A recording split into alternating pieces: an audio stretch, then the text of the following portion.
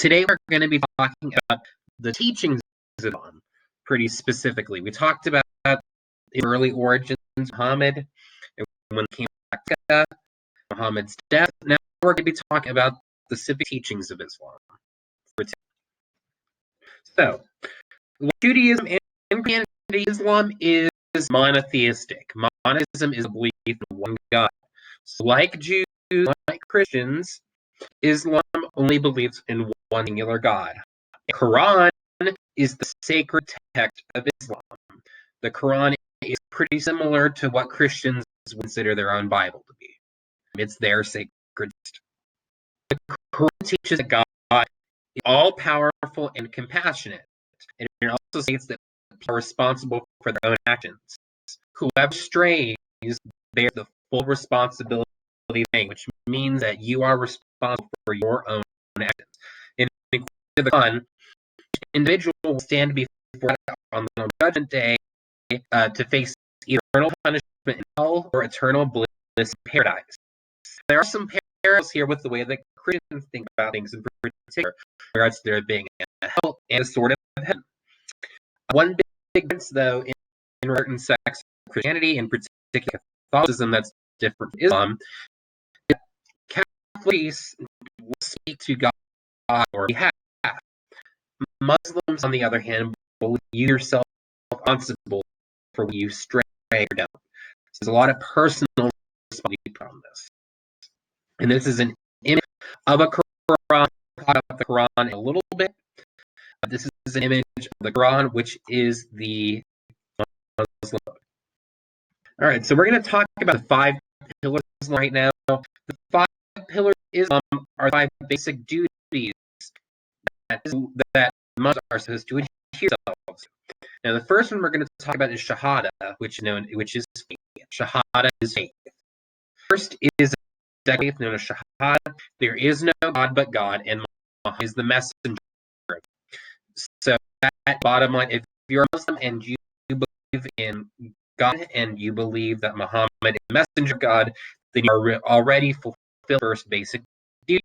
And Muslims don't believe that Muhammad was the only God. Muslims believe that God has other prophets, including Abraham, Moses, and but believe Muhammad was the last and greatest prophet. Talk about the second pillar, Salah, also known as prayer.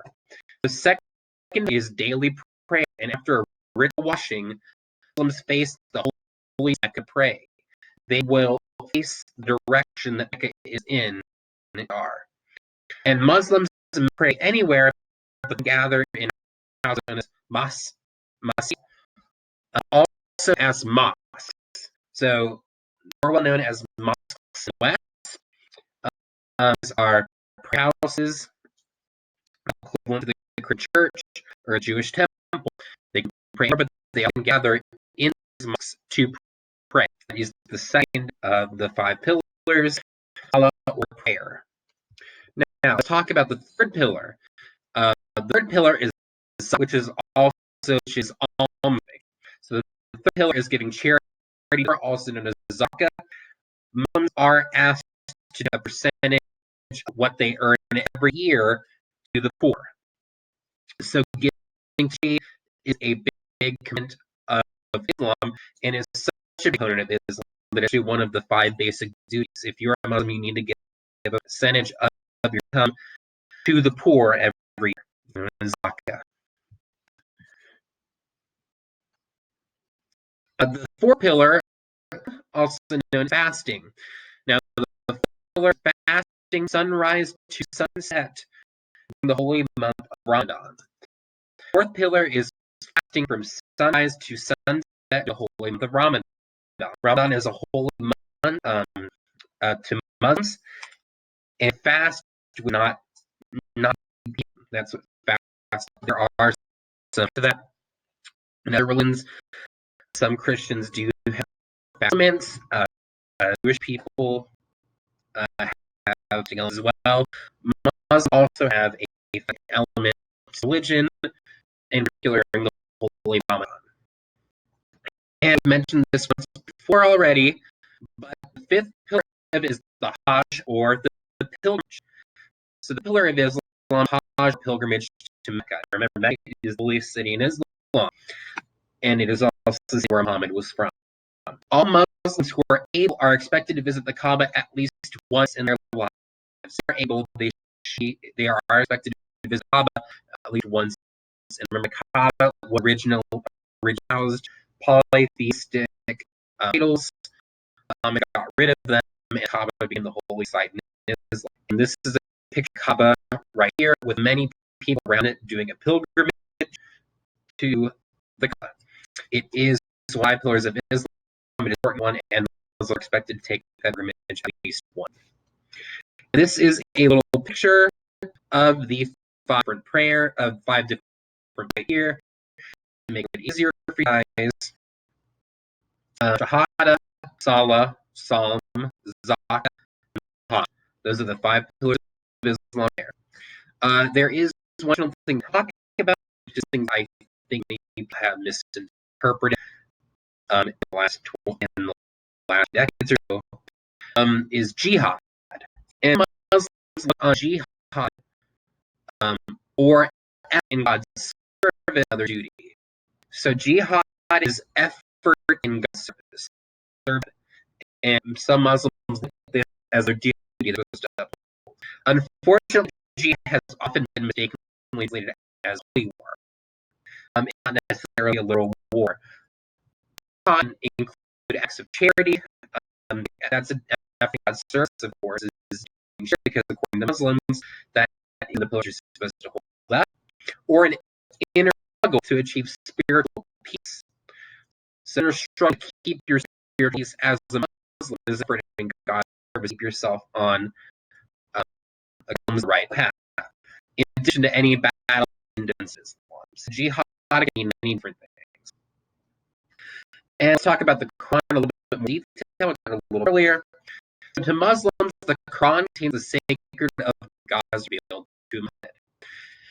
And this is final authorial matters. The Quran has final authority. One interesting thing to mention of the Quran that is different from the Bible and from Torah and Jewish books, Old Testament. In Christianity and Islam, they do not consider books to be the literal word of God. They consider them by humans can be imperfect. To Muslims, the Quran is the literal word of God, as revealed in Muhammad. It is the final authority on matters. So, Quran not only teaches God, but it also provides a complete guide to life. It is a way to guide Muslims in the way they should live. It's ethical standards of honesty, generosity, and social justice, and it sets very harsh penalties for crimes like murder. One other thing about the Quran, though, is that the Quran is always in Arabic. It doesn't translate other languages, generally speaking, unless for scholarly reasons. But generally, the Quran is always in Arabic. Why is it always in its original form? That's because they consider it to be a changeable word of God, and God spoke to Muhammad in Arabic, and that is how it's ordered. It is a literal reading of God according to Muslims, and because the meaning and beauty of Quran, the meaning and beauty in the Quran is in its original language. Come end up learning Arabic so they can read the Quran too. And the aspect of that this shared language is how united Muslims from many years. And guys, people of the book. This is how Jews and Christians viewed by Muslims. Muslims profess faith in the same God as that worshipped as Christians. Profess the same God.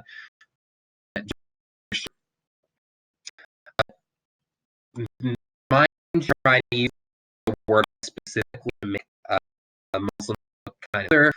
Allah is the literal translation for God. Now, the Quran teaches God's final, complete Torah and the Bible in partial revelation. To Muslims, Jews and Christians are considered people of the book, meaning that they view them superior idol worshippers. They're superior, even Muslims, to the standard atheistic people who believe in gods. So they, the Jews and Christians are quite on the right path, but they're better than those anyways.